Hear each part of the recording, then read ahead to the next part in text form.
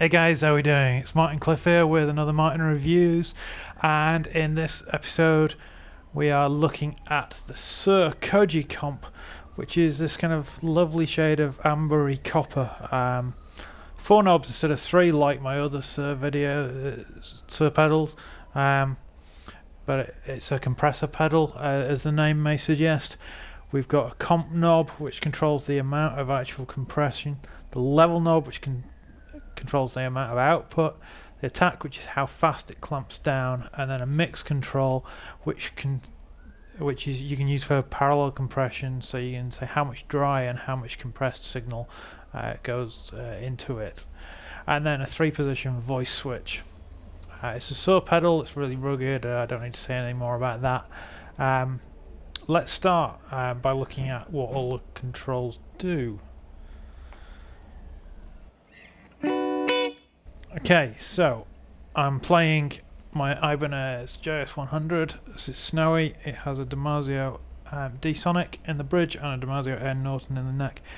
And for the moment at least, I've got the coil type engaged, so I'm using the single coils, and I've got the middle position selected,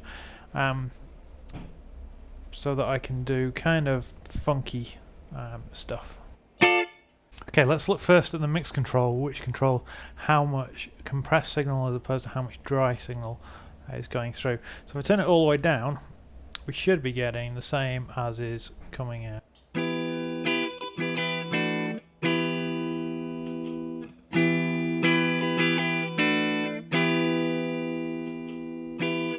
Yeah, exactly the same. And the more I add to it, the more compressed signal I get.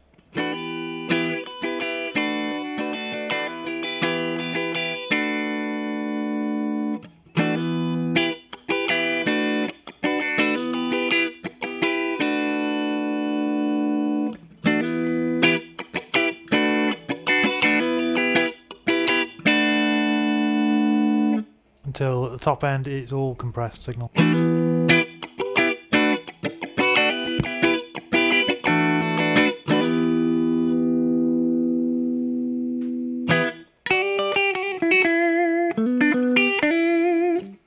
And what that gives me is, it gives me very much more control. It'll even out the single notes and chordal playing, which is what you want a compressor to do really as well, to give it some more sustain. So let's take that back down to 12 o'clock for a minute and look at the compression control. Again, with the compression all the way off, we should get an uncompressed signal.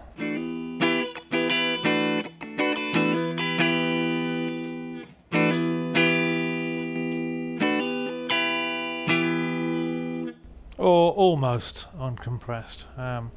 Obviously, if you take the mix control down all the way as well, you'll end up with a pedal that's doing nothing.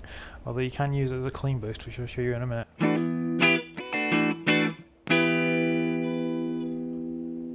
And the more you turn it up, the more you'll hear the compression sort of come in. The more clamped down your signal will be. Should point out the 3-color LED. It's green when it's not click compressing. Goes amber,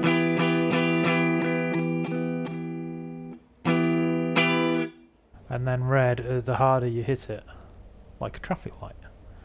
So if I crank up the comp control a bit,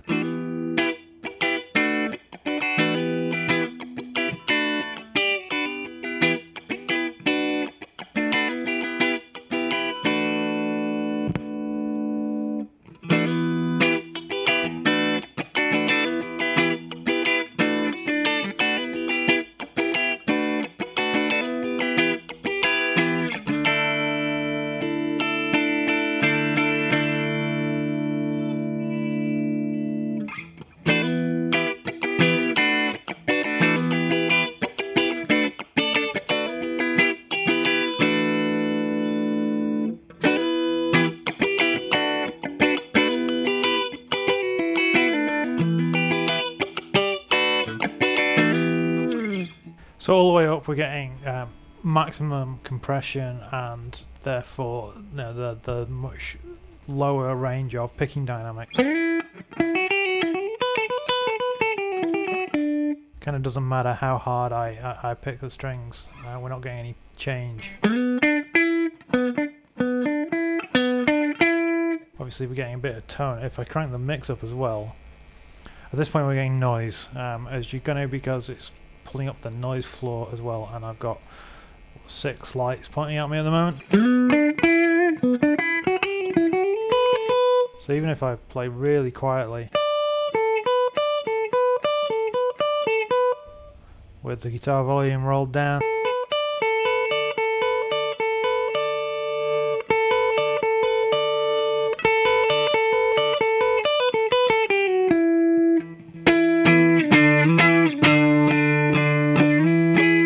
it's incredibly difficult to play like this because it's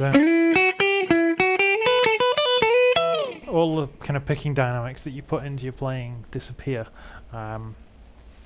So that's why I like having the parallel compression, because even with it this compressed, I can pull down the mix to about halfway and then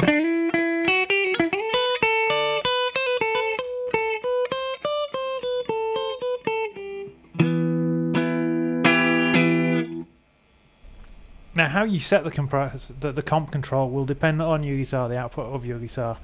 This guitar's got quite high output pickups, so I tend to run it round about 10 o'clock. Because that's what works best for me. I don't want it to compress on the really quiet stuff. Or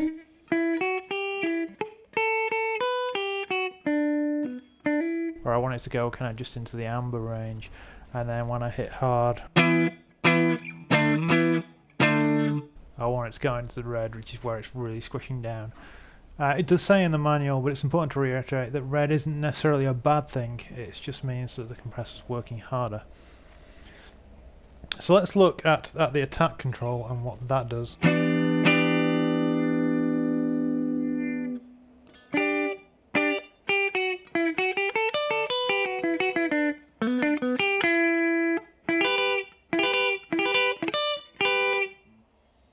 So at one end of the scale it's very much clamping down, it's not giving you any chance to get the dynamic, the attack of the note out. And at the other extreme,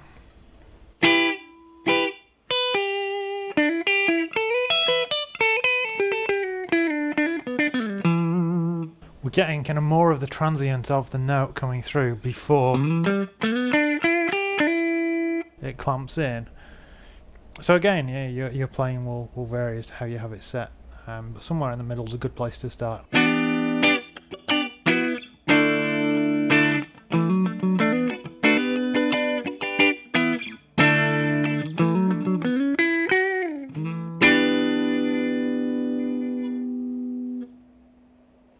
Level control obviously is level control.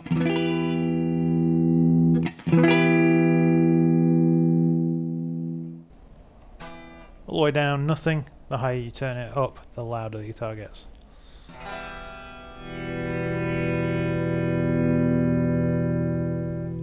And as with most pedals, unity gain, which means it's the same amount approximately going in and out, is a good place to start.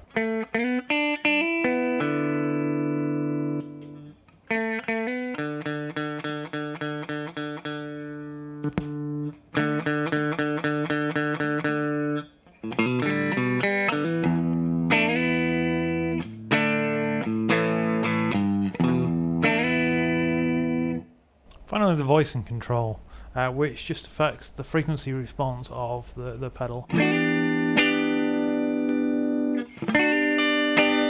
the left it's much brighter.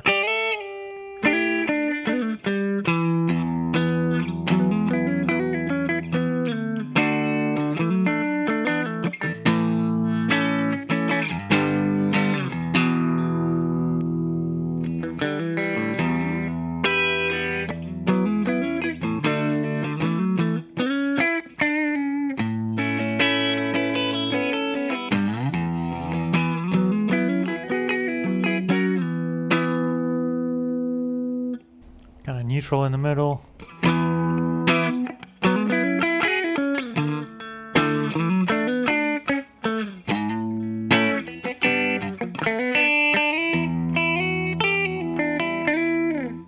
quite punchy in the right hand position. It must have a bit more kind of upper mid range kind of chunk to it.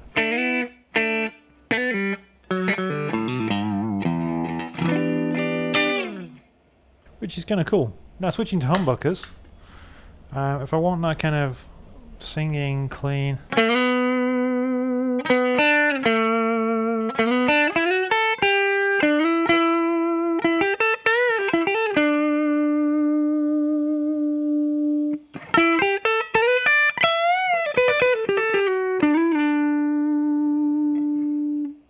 Now you'll notice it stays on red a lot more in humbucker mode because the guitar's putting more output out, and even with the compressor turned fairly low, that's still going to be the case.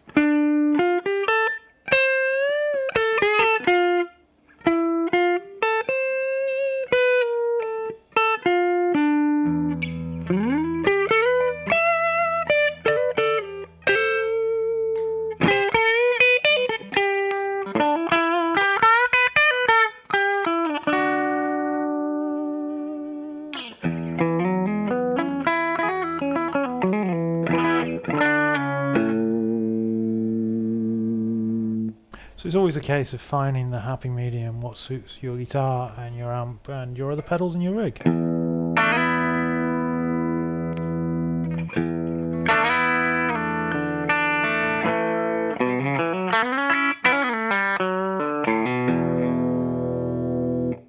if you want that kind of bright twang, then the left position is a good place to start.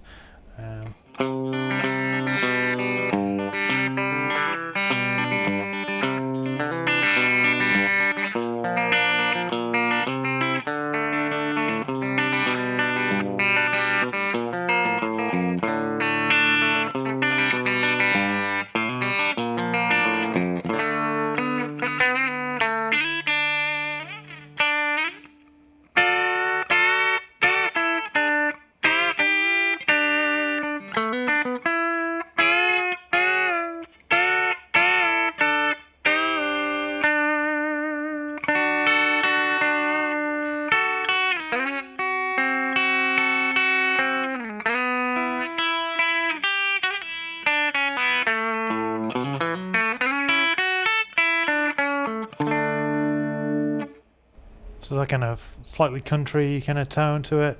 Right position will give it a bit more kind of punch, not quite as.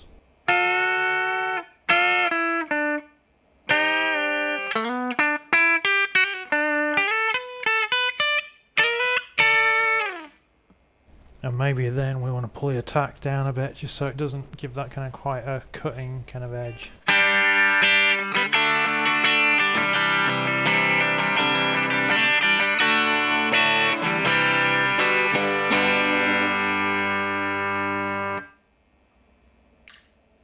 And on the neck pickup,